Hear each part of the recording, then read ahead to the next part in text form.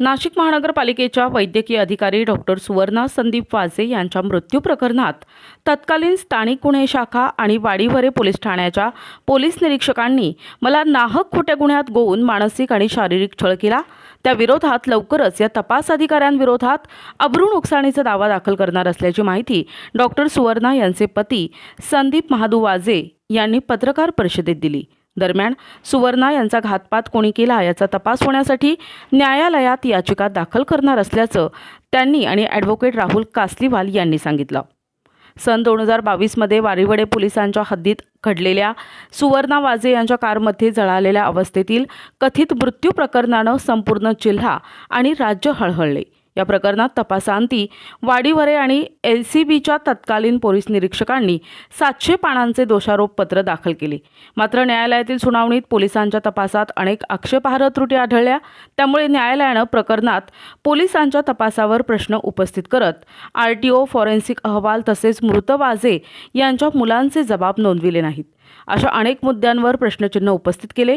न्यायालयानं 10 फेब्रुवारीला संदीप वाजे आणि यशवंत म्हस्के यांची निर्दोष मुक्तता केली। या गंभीर प्रकरणात पोलिसांनी महत्त्वपूर्ण बाबी आणि पुरावे समोर आणले नाहीत। त्यामुळे वाजे यांच्यासह म्हस्के यांची समाजात बदनामी झाली। त्यांच्यासह त्यांच्या लहान मुलामुलींना मानसिक त्रास सहन करावा लागला, असे कासलीवाल यांनी सांगितलंय। पोलिसांनी या गुन्ह्याच्या चौकटीत आणि योग्य तपास केला असताच तर या प्रकरणातील खरे आरोपी सापडले असते। मात्र आजही पोलिसांना आरोपी कोण आहेत हे माहीत असूनही त्यांनी कार्यवाही केली नाहीये। त्यामुळे मला आणि मृत पत्नी सुवर्णा यांना न्याय मिळावा यासाठी कायदेशीर सल्ल्यानं पाठपुरावा सुरू आहे, असं संदीप वाजे यांनी यावेळी सांगितलंय। तर प्रकरणातील महत्त्वाचा दुवा असलेल्या मोबाईल फोनच्या पुराव्यांसंदर्भातील CDR आणि SDR रिपोर्ट आणि तपासाबाबत योग्य तपास झालाच नाही याबाबत संभ्रम आहे, असा दावा करण्यात आलाय। परंतु त्या चाकूवर न रक्त होतं न तो चाकू जळालेला होता। पूर्ण गाडी जळाली, पूर्ण माणूस की बाकी सगळं जळतंय त्या गाडीतलं आणि तो चाकू जळत नाही। मग तो चाकू प्लांट केलेला आहे का? तसंच त्या चाकूने खून झाला ही नाळ मिळवण्यासाठी त्या चाकूवर तर काहीच पुरावे नाही आहे। त्यामुळे तो चाकू या खुनात वापरली गेलेला आहे, अशी सगळी ती परिस्थिती होती। अजून पुढे या केसमध्ये मी सांगेल, संदीप आणि सुवर्णांना 2 लेकरं, एक मुलगा एक मुलगी। घटनेच्या वेळेस ते बऱ्यापैकी मोठे होते, आजही ते हजर आहेत, परंतु त्यांची विचारपूस नाही झाली। माननीय न्यायालयाने डॉक्टर सुवर्णा वाजे खून खटल्या प्रकरणी आरोपी संदीप वाजे आणि यशवंत म्हस्के दोघांना निर्दोष सोडलं। सदरचा निकालपत्र 51 पानांचे आहे।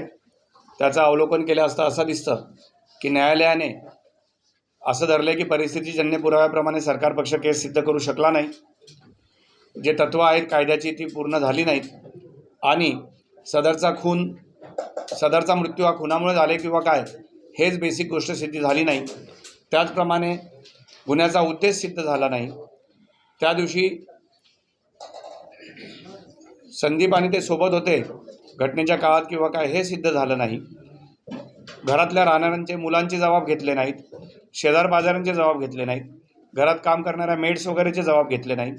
त्यामुळे त्यावरून नेमके त्यांचे संबंध कसे होते, ते कसे राहत होते घटनेच्या काही दिवसांपूर्वीपासून, याबद्दलचा पुरावा आला नाही। जो तिसरा व्यक्ती होता तो कोण होता, त्याचा काय संबंध, हा पुरावा आला नाही। CDR SDR बद्दलचा पुरावा चांगला आला नाही। जो चाकू आहे गुन्ह्यात जप्त केलेला, तो चाकू या गुन्ह्यात वापरला गेलेला आहे हे दर्शवणारा पुरावा आला नाही। अशा सगळ्या पुराव्यांवरून माननीय न्यायालयाने त्या पुराव्यांचं विश्लेषण करून आरोपींना निर्दोष मुक्त केले आहे। त्याच्यावर मी सांगेल, मुळात बघा, म्हणूनच कायद्याचं तत्व आहे की जोवर गुन्हा सिद्ध होत नाही तोवर प्रत्येकाला निष्पाप समजावं, आणि म्हणूनच हे म्हटलं जातं की bail is a rule, jail is a exception.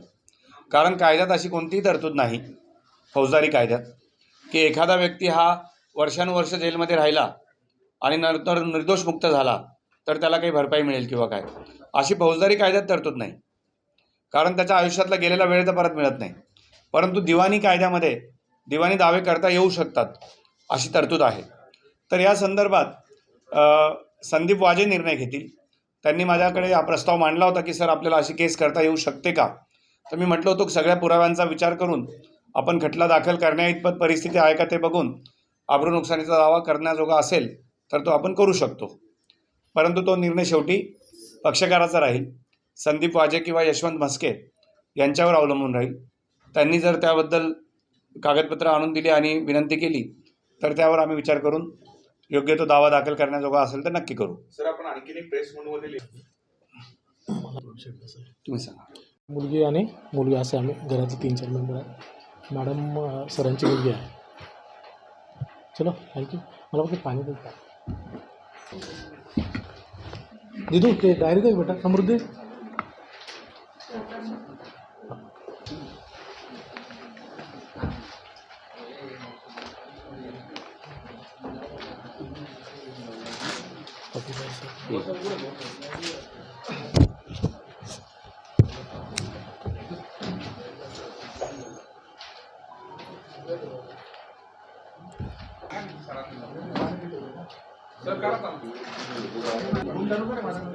तुम्ही काही विचारणार आहात का मी सांगायचं. नमस्कार. दिनांक मध्ये राहावं लागलंय. आपण मानहानीचा दावा करणार आहे या सगळ्या लोकांच्या हो सर, मी 100% फक्त कायद्याची तरतूद कशी असेल सरांसोबत चर्चा करून कायद्यामध्ये तरतूद ज्या पद्धतीने आहे त्या पद्धतीने मानहानीचा दावा 100% दाखल करणार आहे. मी ह्या 2 अधिकाऱ्यांबद्दल पण वरिष्ठांसोबत चर्चा पण करणार आहे. न्यायालयामध्ये पण त्यांच्याबद्दल मी तक्रार नाही म्हणता येणार, पण काय दाद मला त्यांच्याकडनं भेटेल त्याच्यासाठी पण मी प्रयत्न करणार आहे. आजपर्यंत मला हेतू कळला की त्यांचं हे लपवण्याचं कारण काय. जसं तो कुठला म्हणजे यांचा पहिला हेतू हेच होता का संदीपला टार्गेट करायचं आणि संदीपला फक्त आरोपी कसं करता येईल यासाठी त्यांनी प्रयत्न केले गेले. 10 दिवसामध्ये त्यांनी फक्त आम्हाला 10 दिवस बसून ठेवलं. आमच्याकडे चौकशी करताना उलट्यापालट्या केल्या, ज्या चौकशीला कुठलंही तथ्य नव्हतं. सर, आज जी तुमच्यासमोर केस दिसते आहे तर सुवर्णा वाजेला तिसरा आरोपी होता, त्यांनी पळून नेलं, मग त्यांनी जाळलं किंवा आमच्याकडनं झालं, ही सगळं यांनी केलेली फ्रेम केलेली स्टोरी आहे. कारण त्याला मी लाईव्ह बघत होतो. अशी कुठली घटना घडलेली नाही, असा कुठला तिसरा आरोपी पण नसेल. यांनी केलेली फ्रेम, कारण जिथं संदीप वाजेच नाही तर तिसरा आरोपी कुठून आहे. हा तिसरा आरोपी नाही तर असं तिसरा व्यक्ती ज्यांनी केले हे त्यांना माहीत आहे आणि ते जाणून पण या गोष्टी लपवत आहे. नम्र विनंती माझी तुम्हाला सर्वांना की प्रशासनापर्यंत या गोष्टी पोहोचवा. प्रशासनाला विनंती करतो की त्याची चौकशी करा. सुवर्ण वाजेच नाही आहे, सुवर्ण एक लेडीज होती आणि तिने समाजासाठी खूप काही गोष्टी केलेल्या होत्या. ती माझी बायकोच नव्हती, आपली आई बहीण होती. अशा घटना मला भीती मित्रांनो का सुवर्णाबद्दल असं घडलं, उद्या माझ्या कुटुंबामधल्या कुठल्याही मेंबरवरती ही घटना घडू शकते. आमच्या जीवाला पण धोका असू शकतो हे जाणवतो मला मध्ये.